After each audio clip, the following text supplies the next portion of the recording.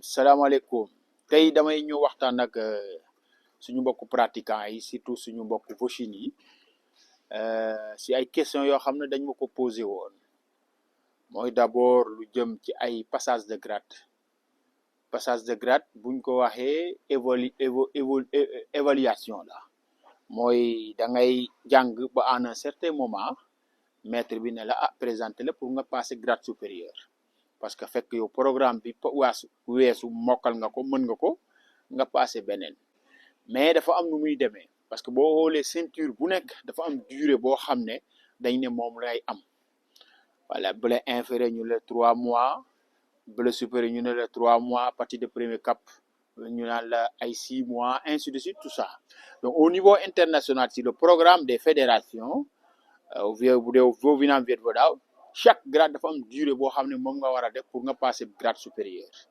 maintenant foofu nag moom la ñu bëri di confondre mooy par exemple tey bu ñu nee ceinture zone bi 1 an nga war a def mooy que ne loolu lañ ci bind mooy minimum 1 an boobu nga war na mot voilà maintenant ça dépend ci maître bi si daa yow sa maître pour mu sélectionner la li structure bi demandé li discipline bi demandé moom nga war a durée boobu il faut nga matale ko voilà maintenant après nag bu fekkee ne 1 an la sa maître bu ko neexee mu def loola 2 ans ba 3 ans ça dépend du maître parce que bu dee au Viet-Vo-Dao les passages de grade kenn du passé grade du sa maître moo la présenté kenn amul sañ-sañ même niveau supérieur ñun ñi dem ne ñëw rek taxaw ne damay passé grade non il faut nga demander l'autorisation de ton maître principal moo lay joxe bu dee fii ay grade ceinture premier dan deuxième dan maître troisième dan ba quatrième dan maître bu ne yaay envoyé sa liste club sa élève ci la ñuy centraliser les listes pour ñu xam nombre de pass ñi war a passer grade voilà donc mais kenn mënul ñëw ne présenté wu non c'est les clubs et c'est les responsables des clubs qui envoient leur liste donc c'est-à-dire que passage de grade ça ne dépend pas de l'élève ça ne dépend pas de la durée bu ñu la wax mais ça dépend de ton maître moo am sañ-sañ bu ko neexee mu ne la grade bi 1 an lañ ci wax mais bu ma neexee ma defal la ko 2 ans 3 ans loolu bëri na si par exemple man troisième cap c'est 1 an motu troisième cap dem ceinture zone motu c'est 1 an maximum mais man je fais 2 ans donc chaque maître yaay xoolati parce que maître bi mooy sélectionner élève bi te nu muy sélectionner ça dépend c'est d'abord il faut que élève bi maîtriser le programme technique maîtriser na ko deuxièmement est-ce que am na durée bi ñu wax minimum ne war na ko def troisièmement maître bi xool du point de vue comportement du point de vue discipline est-ce que kii par rapport ak cette discipline bi mu am est-ce que il n'est pas tôt pour ma passer ko grade soit dañ naan non il est technique mais discipline bi des na bàyyi ma yaraat ko ba ci kanam ñu formé waat ko ba mu am discipline parce que grade bi muy dem dafa laaj loolu donc gis ngeen loolu yëpp critères yooyu la maître bi di xool ba sax maître bi mën na dem ba xool est-ce que pratiquant bi mu ngi participer activité club yi est-ce que yow yaa ngi participer ci activité club bi parce que loolu ci la bokk techniquement sa présence la durée la discipline c'est la philosophie est-ce que sa point de vue comportement attitude discipline est-ce que yow war nga passer grade supérieur maître bi da koy xool est-ce que yaa ngi participer ci activité club bi muy soit présence en présentiel nga ñëw ci activité jàpp wala moo jot ngay joxe say participation yooyu yëpp maître bi mën na xool ci loolu pour xool ndax war na laa defal passage nga wala des na donc maître bi moom mooy def choix benn élève amul droit ne damay passer grade benn élève amul droit di wax les passages que ça dépend ci sa maître mooy xool ndax war nga passer warul passer mais structure fédération discipline dafa ne kii war na def minimum 1 an wala 2 ans wala telle année donc maître bi ci loolu lay xool bu la naree passer le grade est-ce que yow li discipline laaj yow def nga durée boobu mais élève bi amul droit bu ko neexee maître bi 1 an nga war bu ko neexee mu def 2 ans 3 ans nga war a def bu ko neexee mu def 4 ans donc tout dépend du maître ça ne dépend pas des élèves maintenant passage de grade nag ni muy amee léegi dafa yomb parce que da ngay ñëw ñu ci bëri nag da ngay ñëw passage de grade nga ne la par exemple programme ceinture zone dem premier dan ñu ne la nga foog ne ngumun koen la song jaaw fa song leen haay ainsi de suite alors que le programme ceinture zone pour dem premier dan c'est de 0 cap à ceinture zone il faut que ñun ñi xam loolu. Le troisième cap, son programme c'est de 0 cap à troisième cap. La ceinture jaune c'est de troisième cap à la ceinture jaune. Le troisième dan bi war a passer quatrième dan sa programme c'est de 0 cap à troisième dan. Il faut que élèves yi xam loolu. Donc c'est-à-dire yow ki lay passer le grade mën nga ñëw nga war a passer premier dan mu laaj la ñàpp moon coin bu ko neexee am na ci sañ-sañ bu ko neexee parce que sa programme c'est de 0 cap à premier à ceinture jaune. moo tax bu ngeen di waaj passage de grade da ngeen war a def révision générale soog a def le programme plus parce que moo tax ñu naan la le passé plus da nga yokk c'est-à-dire yow tu es ceinture jaune da nga war a passer premier dan d'abord yaa ngi lan war nga jàng xooy coin xam ko maîtriser ko ñàpp moon coin taptu coin loxo coin tuutu coin ngoomun coin yii da nga ko war a mokkal balaa ngay dem passage de grade tout le programme de 0 cap boobu da nga ko war a mokkal balaa ngay dem passage de grade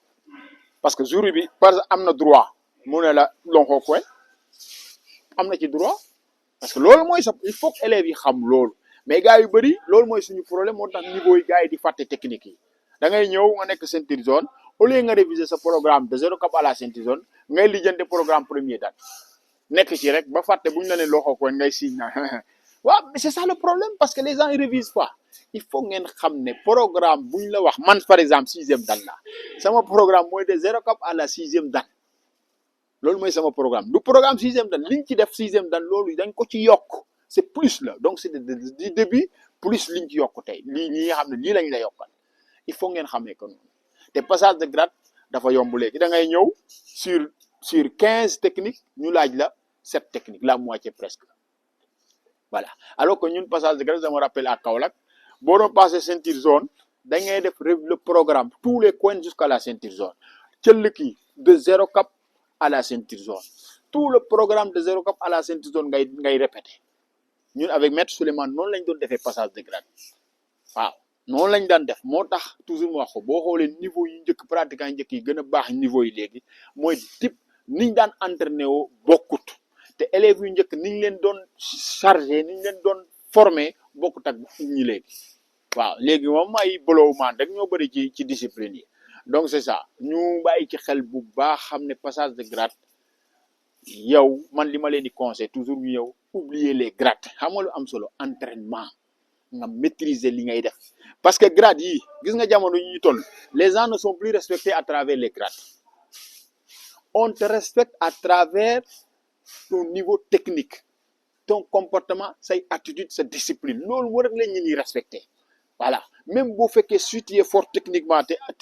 tu n'es pas discipliné les gens ne vont pas te respecter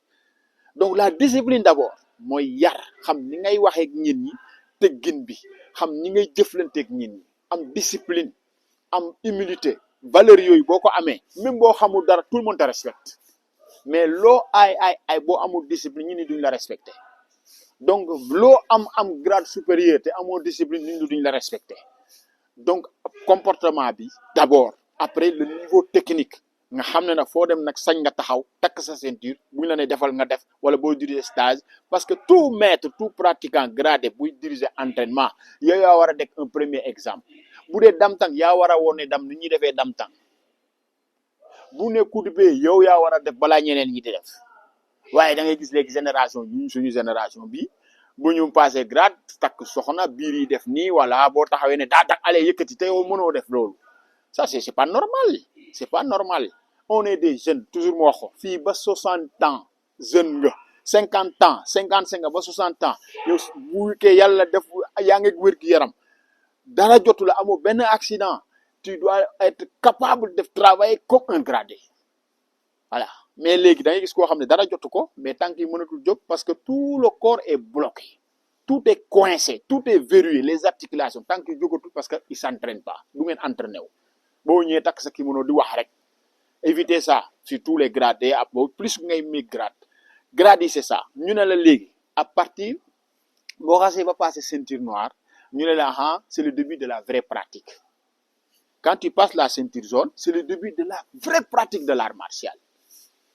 mooy yow sa damtang bi boo ko ne bëm ceinture bu la bu jege sa war na xam ne ça c'est un damtang de ceinture jaune boo dooree coup de pied dafa war on doit sentir la puissance du coup de pied pour ça c'est les gradés qui travaillent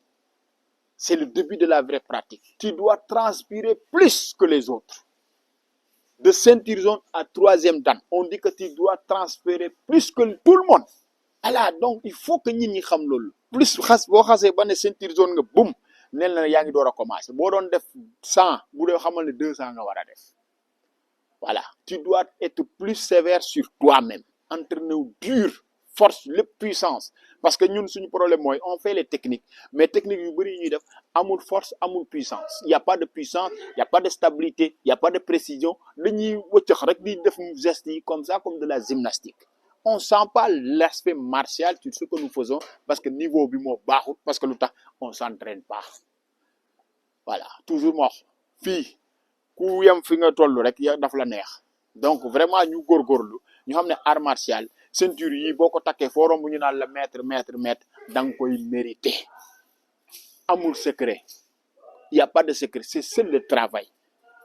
entraînez-vous nañ entraîner gën a góorgóorlu élèves yi aussi bu leen yàqamti grade yi booy entraîné wu toppal li la sa maître wax oublier les grades man toujours dama koy wax oublier les grades da ngay jékki-jékki ñu ne suba ngay passé ceinture jaune day gaaw ci yow travailler la technique donc par rapport au passage de grade loolu laa amoon lu ma ci préciser bu baax la di jégalu bu baax